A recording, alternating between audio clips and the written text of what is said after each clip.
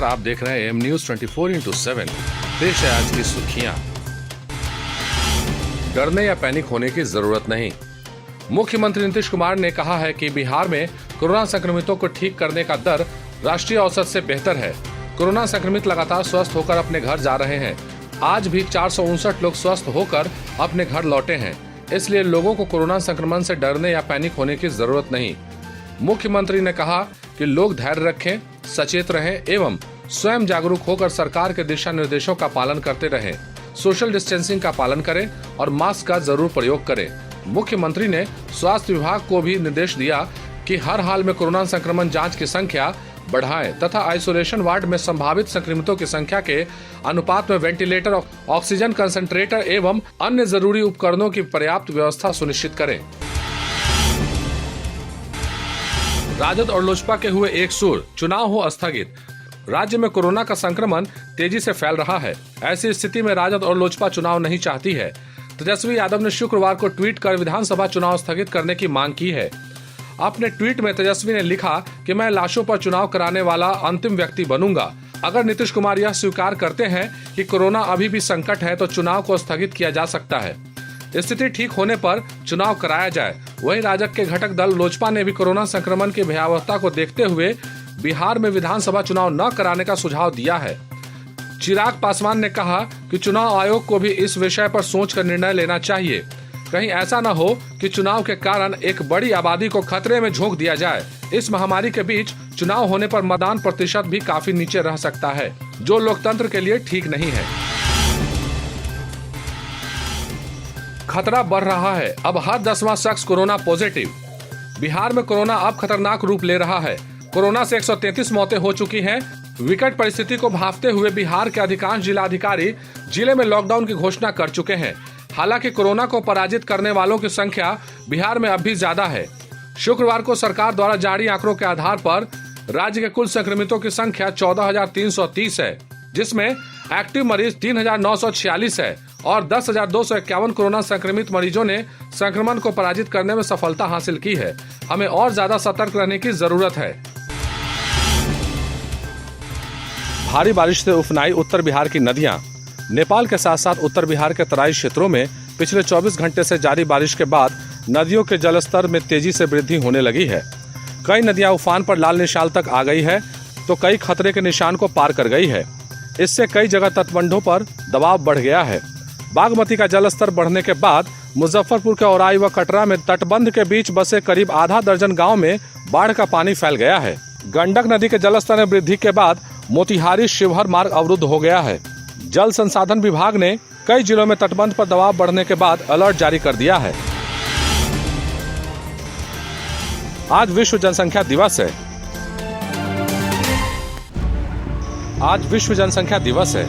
बढ़ती जनसंख्या को रोकने और लोगों का जनसंख्या वृद्धि के नुकसान के बारे में जागरूक करने के उद्देश्य से संयुक्त राष्ट्र द्वारा पहली बार 11 जुलाई 1989 को विश्व जनसंख्या दिवस मनाने की शुरुआत की गई। आज के दौर में बढ़ती जनसंख्या एक गंभीर समस्या बन गई है। बढ़ती जनसंख्या की विकरालता का सीधा प्रभाव प्रकृति पर पड़ता है। इस बात की चेतावनी आज से सैकड़ों वर्ष पूर्व माल्थस नामक अर्थशास्त्री ने अपने एक लेख में दे दी थी। माल्थस ने लिखा था कि यदि आत्मसंयम और कृत्रिम साधनों से बढ़ती जनसंख्या को नियंत्रित नहीं किया गया तो प्रकृति अपने क्रूर हाथों से इसे नियंत्रित करने का प्रयास करेगी।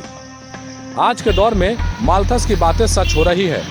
वायुमंडल में ग्रीन हाउस गैसों की वृद्धि हो रही है, जिसका कारण बढ़ती हुई जनसंख्या की निरंतर बढ़ रही आवश्यकताएं हैं। जब एक देश की जनसंख्या बढ़ती है तो वहां की आवश्यकताओं के अनुरूप उद्योगों की संख्या बढ़ जाती है। आवास समस्या के निराकरण के रूप में शहरों का फैलाव बढ़ जाता है, जिससे वनों की अंधाधुंध कटाई होती है।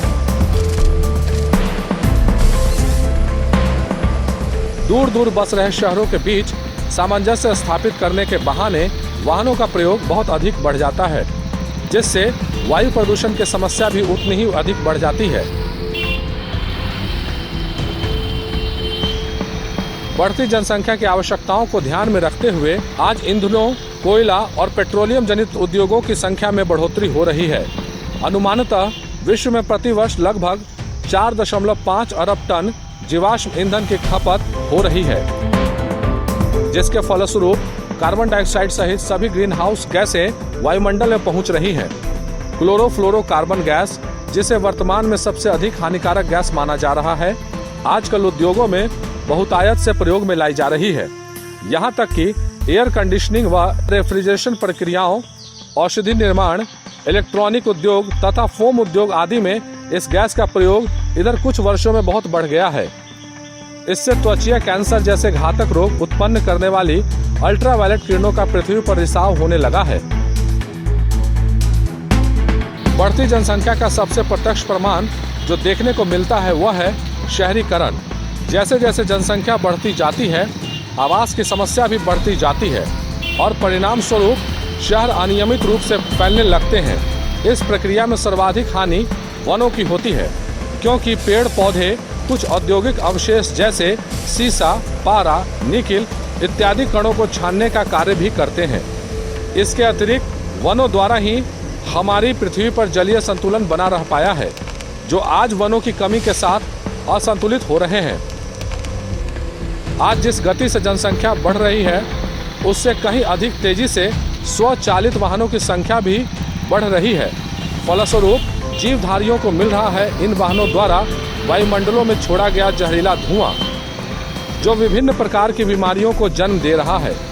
वाहनों द्वारा प्रदूषित किए जा रहे वायुमंडल से उपज रही परेशानियों को देखते हुए भारत सरकार ने 1988 में नया मोटर वाहन कानून देश में लागू किया।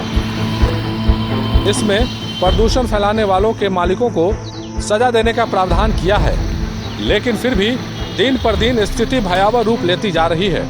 अब भारत के लगभग सभी छोटे बड़े शहर वाहन जनित वायु प्रदूषण की चपेट में हैं, जिसमें बम्बई, कलकत्ता और दिल्ली का तो बहुत ही बुरा हाल है। इतने बड़े शहरों की सड़कों पर चलने वाले लोगों के शरीर पर काले रंग की कार्बन युक्त धूल जम जाती है। यही धूल सांस के द्वारा शरीर के भीतर पहुंचकर नेत्र रोग, चर्म रोग तथा श्वास रोगों को जन्म देती है।